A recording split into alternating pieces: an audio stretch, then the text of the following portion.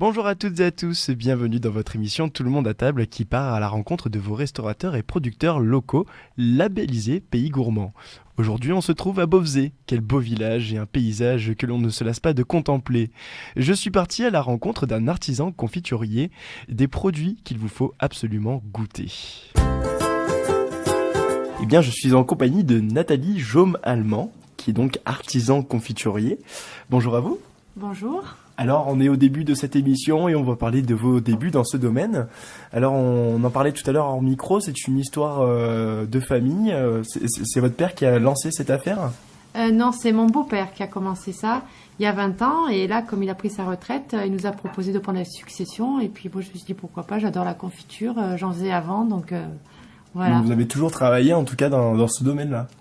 Non, pas du tout. Moi, j'ai fait de la charpente, j'ai fait de la maçonnerie, tout un tas de métiers qui n'ont rien à voir avec ça. Mais bon, j'en ai fait toujours pour moi-même. On allait ramasser les fruits dans la forêt, dans la montagne, et on faisait la confiture nous-mêmes. Donc, vous aviez décidé en même temps de reprendre le flambeau ? Oui, quand il me l'a proposé, c'est une idée qui nous a bien plu. Et puis bon, c'était dommage qu'une entreprise comme ça s'en aille ailleurs. Que ça reste dans la famille, c'était bien. Alors, quand vous avez commencé ce métier, est-ce que ça a toujours été facile ? Comment ça s'est passé ? Il a fallu forcément, je pense, apprendre beaucoup de choses. Oui, parce que c'est très compliqué d'avoir l'œil, de voir quand une confiture est cuite. Il y a plein de signes qui font que. Mais moi, je me rappelle une fois, j'étais assise dehors, ça cuisait, donc on n'est pas toujours obligé de surveiller toutes les 5 minutes. Et d'un coup, mon beau-père m'a dit, il a entendu le bruit, il a dit, là, ta confiture, dans 5 minutes, elle est cuite. Et c'est, en effet, 5 minutes après, elle était cuite, quoi. Lui, ça faisait 20 ans qu'il faisait ça, donc il avait l'oreille, parce qu'il faut avoir les yeux, il faut bien regarder la confiture, comment elle transforme, si elle se glace, les bulles, comment elles font, le bruit que font les bulles. Il y a tout un tas de choses, plus le réfractomètre aussi, qui nous dit si le taux de sucre est au bon endroit, au bon moment. Donc, du coup, voilà, quoi, c'était assez impressionnant, Donc nous qui commencions, on s'est dit mince, il sait ça comment, et alors lui c'était à force de faire quoi. Alors j'en reviens tout simplement à parler de du nom de votre entreprise, si on peut dire ça. Donc c'est les confitures au chaudron. Bien sûr il y a le mot chaudron dedans et j'imagine que ce n'est pas anodin. Ah non, pas du tout, parce que nous, on est vraiment des vrais artisans et on cuit dans un vrai chaudron en cuivre à l'ancienne, avec la cuillère qui va avec. Et parce que à savoir que le cuivre, c'est le matériau qui transmet le mieux la chaleur pour les fruits. Donc les fruits cuisent mieux uniformément. Et il y a une réaction chimique qui se crée avec la cuisson qui fait que la confiture prend mieux, en fait. Et elle garde surtout une très jolie couleur. Et finalement, qu'est-ce qui vous plaît dans ce métier ? Ce qui me plaît déjà, c'est de travailler les fruits parce que les fruits, c'est sain, c'est bon.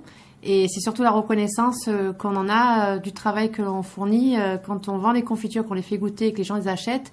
Et quand on nous dit que c'est une tuerie, que c'est à se taper le ventre par terre et que, voilà, surtout n'arrêtez pas parce que c'est extraordinaire, c'est une récompense par rapport au travail qu'on a fourni parce qu'on passe quand même beaucoup d'heures, on se lève très tôt, c'est un travail harassant, mais il y a une récompense avec ça. Alors, d'un côté, je trouve que les confitures, c'est un côté un petit peu intimiste. C'est voilà, on va proposer un produit pour le réveil des personnes qui viennent acheter vos produits. Voilà, au réveil, ils vont pouvoir déguster pour le petit-déj un bon produit. C'est aussi un bon moyen de commencer la journée. Ah oui, tout à fait, c'est la meilleure. Moi, de toute façon, je déjeune pas sans ma confiture. Autant vous dire que je peux pas en prendre une autre. Hein. Même ma fille, c'est impossible de lui faire manger une autre confiture que la mienne. Ça, je le garantis. Ah oui, non, c'est vraiment donner du plaisir aux gens. Et c'est pour ça qu'en ce moment, on utilise les meilleurs fruits, les fruits les plus beaux, les meilleurs, pour que les gens aient du plaisir à manger notre confiture. Alors justement, après on va parler de votre méthode de production. Mais avant ça, donc au niveau des fruits que vous travaillez, parce que j'ai pu voir la gamme de produits que vous avez qui est absolument affolante. Il y a un nombre incroyable de confitures différentes. Où est-ce que vous vous approvisionnez pour avoir des fruits ? Mais on a 2 fournisseurs qui ont des producteurs dans toute la France. Comme on prend les produits où ils sont les meilleurs, le cassis par exemple, il vient de Bourgogne parce que c'est là qu'on a trouvé le meilleur cassis. La figue, nous on va la chercher nous-mêmes à Soliespont parce que c'est la seule figue AOC de France. Les marrons, ils viennent d'Ardèche parce que c'est les seuls AOC de France aussi. Après, on a trouvé un petit producteur à Menton qui fait des agrumes, les oranges amères, les citrons, les mandarines, tout ce genre de produits. Et c'est la seule IGP aussi en France. Donc, du coup, on essaie vraiment de travailler avec les meilleurs fruits. Les fraises, elles viennent de Provence. Le melon, il vient de Cavaillon. La gingérine, elle vient de la Brianne. Après, les abricots, on a trouvé cette année des très bons abricots à la Brianne, c'est pareil. Donc, on essaie vraiment de travailler avec les meilleurs produits parce qu'on ne prend pas de fruits déclassés pour faire nos confitures. Alors justement, les fruits déclassés, pour les auditeurs qui ne savent pas forcément ce que ça veut dire, qu'est-ce que d'un fruit déclassé? Bah déjà, le fruit déclassé, il est beaucoup moins cher parce que justement, il est très mûr en fait. Donc, c'est un fruit qu'on peut plus vendre à la consommation. Il y en a qui en font des confitures, mais la seule chose, c'est que le problème, c'est que dans une confiture, pour qu'une confiture prenne correctement, il faut des fruits mûrs et des fruits aussi un peu moins mûrs parce que la pectine naturelle, elle est concentrée dans les fruits les moins mûrs en fait. Donc, si on prend des fruits trop mûrs, eh ben, ça fera pas une bonne confiture, quoi. La confiture prendra pas aussi bien. Donc, c'est pour ça qu'on travaille qu'avec des fruits que nous mangeons, quoi. C'est pas des fruits qui sont à moitié pourris, ça nous intéresse pas parce que sinon c'est pas ce qu'on a envie de vendre aux gens. J'imagine que le mélange de fruits mûrs et de fruits moins mûrs aussi, ça peut définir un secret de fabrication? Oui, tout à fait, parce que c'est vraiment, il faut faire vraiment le bon dosage. Sinon, après, ça prendra toujours, hein, une confiture, même si vous mettez pas assez de fruits moins mûrs. Il n'y a pas vraiment un dosage, quoi.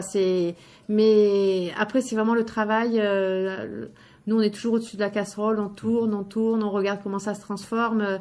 C'est surtout le travail qu'il y a d'attention des yeux, de l'oreille. C'est tout ça qui fait que la confiture sera bonne, quoi. Alors, personnellement, j'ai pu goûter donc vos confitures. Elles sont tout simplement à tomber par terre, c'est clair. Voilà. Mais qu'est-ce qu'il change? Enfin, il y a vraiment une très très grande différence avec des produits qu'on peut retrouver en supermarché et même des fois des produits qu'on peut voir marqués production artisanale, mais il y a quand même une très grande différence. D'après vous, elle se fait comment, cette différence? Ben, c'est pas compliqué, c'est que nous mettons 60% de fruits dans nos confitures. Donc déjà, en fait, on met le maximum qu'on peut mettre. Parce qu'en étant artisan confiturier, on a un minimum et un maximum. Nous, on met le maximum.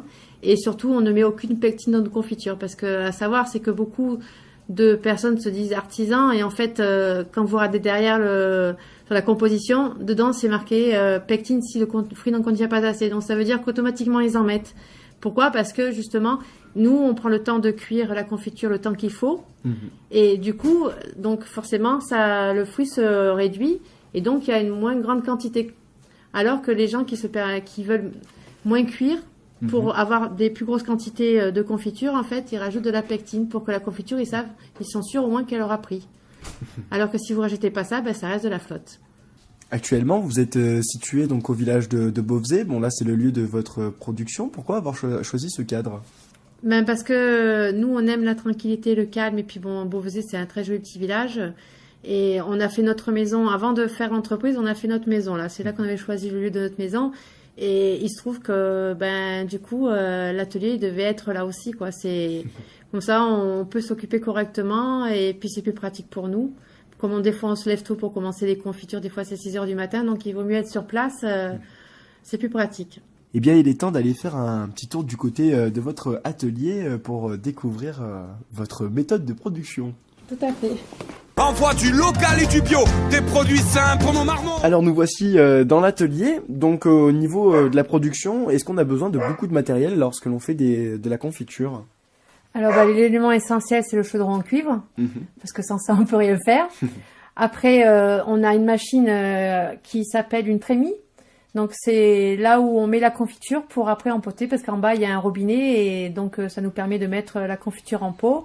Et après donc juste fermer les pots et un endroit pour stocker, parce que nous avons beaucoup de ventes, donc c'est vrai qu'on est obligé de stocker par fruits de saison. Quand il y a l'abricot, on fait beaucoup d'abricots. La figue, on essaie de faire les fruits par rapport à la saison, donc c'est vrai que du coup ça demande un grand stockage. Alors, on va présenter un petit peu justement ce matériel dont vous vous servez. Alors, forcément, je peux pas vous le montrer, hein, mais imaginez vraiment une grande cuve. Donc, la particularité du cuivre, comme on le disait à l'instant, c'était le fait pour la cuisson, c'est quand même meilleur. Oui, tout à fait, parce que le cuivre, il transmet une chaleur uniforme. Donc, ça veut dire que le fruit cuit mieux, il cuit uniformément de partout. C'est-à-dire que même au centre, voilà, si je mets mon doigt là au centre de la cuve, ce sera donc la même température qu'au bord. Tout à fait, parce que donc dessous le chaudron, en fait, nous on cuit avec du gaz. La chaleur, en fait, se transmet dans tout le chaudron, et donc toute la confiture cuit uniformément. Donc il n'y a pas un endroit où c'est plus ou moins cuit, où c'est plus ou moins chaud. Et puis dans le cuivre, comme je disais, il y a une réaction chimique qui se fait avec le cuivre, que la confiture, eh ben, elle a un meilleur goût, elle a une meilleure couleur. Quoi, tout est meilleur. C'est pas c'est pas pour rien que les anciens cuisaient tout dans le cuivre. Hein. Maintenant, les gens me parlent l'inox, mais l'inox, ça n'a rien à voir. Quoi, c'est pas le cuivre, c'est du cuivre. Quoi, et il y a aucun problème d'intoxication par rapport au cuivre. C'est un élément qui est fait exprès pour ça. Quoi. Vous avez par curiosité déjà essayé donc avec d'autres matériaux? Honnêtement, non. Moi, j'ai toujours cuit dans le cuivre quand cuivre. Oui, ah non, mais c'est après, je veux dire, c'est vraiment le produit phare, quoi. On peut pas faire une bonne confiture parce que sans du cuivre, quoi. Ça garde une jolie couleur, c'est le top. Alors après, il y a un travail manuel, donc une fois que tout est cuit dans la cuve, alors il y a vraiment des petits détails, d'ailleurs je veux juste y revenir dessus. Donc pour la cuisson, savoir quand est-ce que c'est cuit, il y a un aspect, il y a des bruits qu'on entend, tout à l'heure on en parlait de votre beau-père, et donc un aspect, des odeurs aussi? L'odeur, oui, on a le goût du fruit parce que nous mettons beaucoup de fruits, donc, mais c'est pas tant l'odeur, c'est vraiment comme elle transforme. On voit comment ça doit se faire un glaçage, donc un joli glaçage. Après les bulles, elles font un bruit particulier, elles sont moins grosses. Quand il y a beaucoup d'eau quand il y a encore beaucoup d'eau, donc que la confiture est pas près d'être cuite, on voit ça fait des grosses bulles qui explosent. Donc il y a tout un tas d'aspects qui fait que voilà, on sait à l'oreille et de visu si elle est cuite. Après aussi, on a un moyen qui est le réfractomètre, qui permet de mesurer le taux de sucre dans le fruit. Donc ça aussi, on sait que par exemple, la confiture de figue, quand le taux est à 60, elle est cuite, c'est sûr. Donc on peut l'arrêter. Il n'y a pas besoin d'aller plus loin que ça, quoi. Alors là, j'imagine que lorsque l'on stoppe la cuisson, là, il faut aller vite. Et donc là, il y a un travail manuel à faire. Donc là, vous transportez donc toute votre confiture à la casserole. Et vous transportez ça dans un bac qui est juste à côté. Alors après, on va venir sur une petite particularité de votre bac. Donc après, hop, une petite rampe pour éviter que ça coule. Et ensuite, donc, on verse la confiture dans ce petit bac, donc le trémis, exactement, d'accord. Et la particularité de ce trémis, c'est que votre beau-père avait fait installer une hélice dedans. Donc cette hélice, elle est importante pour la confiture? Oui, tout à fait, surtout pour les fruits qui ont des pépins. Parce que s'il n'y avait pas cette hélice dedans, en fait, tous les pépins seraient au fond de la cuve. Et au premier pot, tous les pépins, ce serait une confiture de pépins, quoi. Alors que là, avec l'hélice, ça l'aère. Et du coup, les pépins sont aérés, sont mélangés avec la confiture. Et ça permet que c'est uniforme dans tous les pots. Il y a des pépins, parce que ce sont les pépins, c'est bon pour la confiture, quoi. Après, il y a des gens qui n'aiment pas les pépins. Donc à ce moment-là, quand on fait de la confiture, ça nous arrive de faire de la framboise épépinée. Elle cuit avec les pépins, parce que la pectine est concentrée dans les pépins.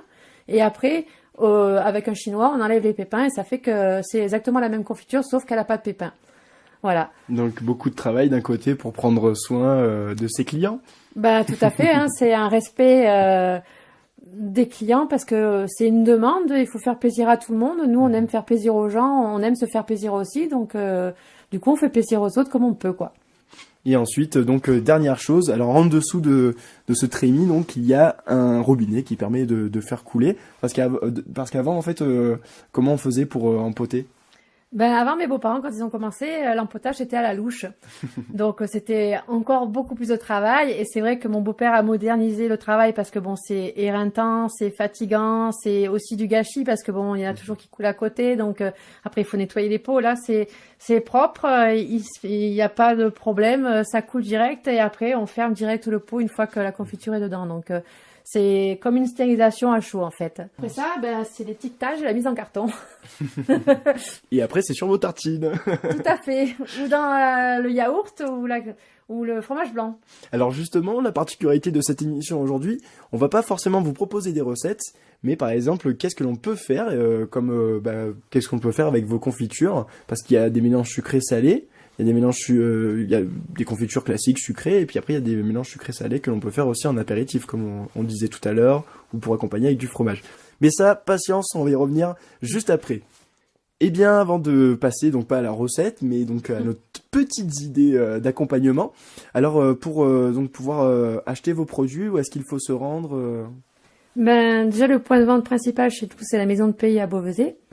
Donc c'est une maison de pays donc qui porte bien son nom parce que elle est d'ici et c'est que des producteurs locaux.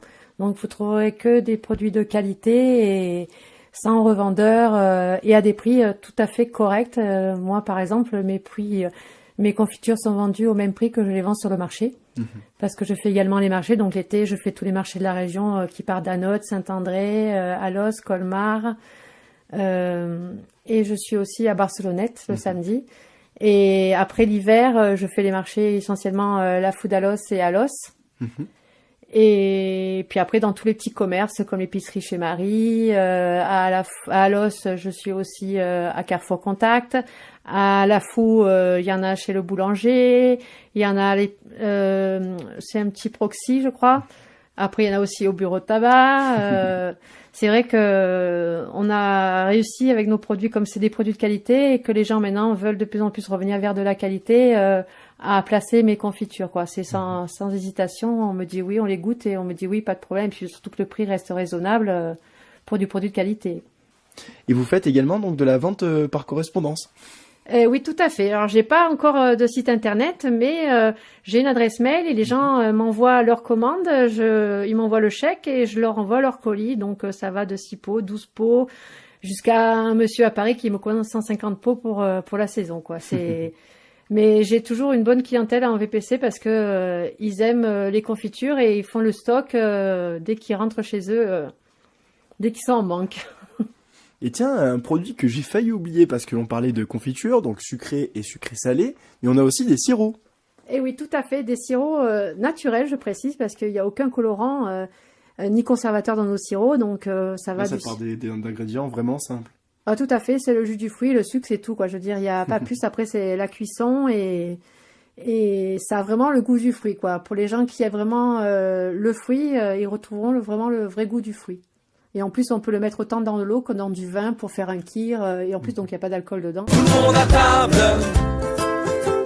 Allez, sortez vos papiers et vos stylos. Il est l'heure de passer à table et de déguster. Alors donc, on allait proposer quelques petites idées. Donc, qu'est-ce que vous conseillez pour les auditeurs comment utiliser vos produits? Alors moi, je sais, bon, les confitures, évidemment, sur les tartines au petit déjeuner ou aux 4 heures. Après, dans les yaourts et les fromages blancs, ça permet d'avoir un bon fruit et vraiment le goût du fruit. Et à la saucisse au fromage blanc, c'est très bon. Et particulièrement la châtaigne rustique, dedans il y a des petits morceaux. Et donc, c'est vrai qu'on l'a en bouche très longtemps et c'est un régal. Moi, les gens, quand ils la goûtent, ils sont adeptes. Après, je fais aussi la confiture de potimarron. Donc, celle-là, elle est bonne à manger comme ça. Mais après, c'est vrai que sur un fromage un peu affiné de brebis ou de vache, c'est vraiment super bon, quoi. Ça adoucit un peu le fromage qui est très fort et ça donne une autre saveur dans la bouche. D'ailleurs, vous pouvez en parler. Ah, exactement, c'était excellent. Et ensuite, après, on fait pour l'apéritif, on fait 4 petits pots de 125 grammes. Donc, vous avez le duo de poivron jus d'argousier. L'argousier, c'est une baie sauvage de chez nous qui est très acide et très riche en vitamines. Et ça se marie très bien et ça prend pas du tout le dessus sur le poivron. Après, il y a l'oignon au miel. Donc, le miel, il vient de François Simon à la Bâtie. Après, il y a la courgette au gingembre et la gourmandise de figue à la lavande. Donc, ça va très bien sur un petit toast ou bien sur un fromage un peu affiné, comme je dis, comme de la tome, du brebis, même du comté. Et après, on peut mettre aussi sur du foie gras comme l'oignon au miel et la gourmandise de figue. Alors, une petite indication, si on n'a pas forcément tout retenu, j'imagine que le mieux est de se rendre donc sur les marchés, de vous rencontrer et après de vous demander des petites idées en accompagnement éventuellement. Tout à fait, et puis surtout de déguster. Parce que le but des marchés, c'est justement de pouvoir goûter, parce qu'il y a des produits, on va se dire, c'est quoi ce truc-là? Jamais on achètera ça, mais après, quand on l'a goûté, on se dit, ah, finalement, c'est super bon, je prends. Comme la baie d'Églantier, nous, on l'appelle le gratte-cul parce que c'est son nom. Et l'argousier aussi, qui est une baie sauvage de chez nous, qui est très riche en vitamines, c'est très acide, mais les gens, voilà, en sachant ça, peut-être qu'ils vont pas l'acheter, mais en le goûtant, ça fait changer les idées et on découvre de nouvelles saveurs et de nouveaux fruits. Une petite indication, puisque vous faites donc différents marchés, comment on se tient au courant pour savoir à quel marché vous serez j'ai ou mon adresse mail ou mon numéro de téléphone. On peut m'appeler et moi je peux donner les renseignements, c'est pas un problème. Je suis là pour ça. Alors justement, est-ce que vous pouvez nous communiquer vos coordonnées? Ben, pas de problème. Alors, mon numéro de téléphone, c'est le 06 83 10 87 15. Et mon adresse mail, c'est les confitures au chaudron de natte @gmail.com. Donc de Nat, N-A-T-H? NAT. Ah, N-A-T. D'accord, donc encore plus Confitures au simple. chaudron, donc confiture avec un S. Hein. Voilà, exactement. Donc je répète, hein, les confitures au chaudron de Nat, N-A-T, tout simplement, @gmail.com. Tout à fait. Voilà. Et éventuellement, si là vous n'avez pas eu le temps de tout noter, eh bien n'oubliez pas que vous pourrez retrouver ces coordonnées sur le site du Pays Gourmand. Tout à fait. Eh bien, merci.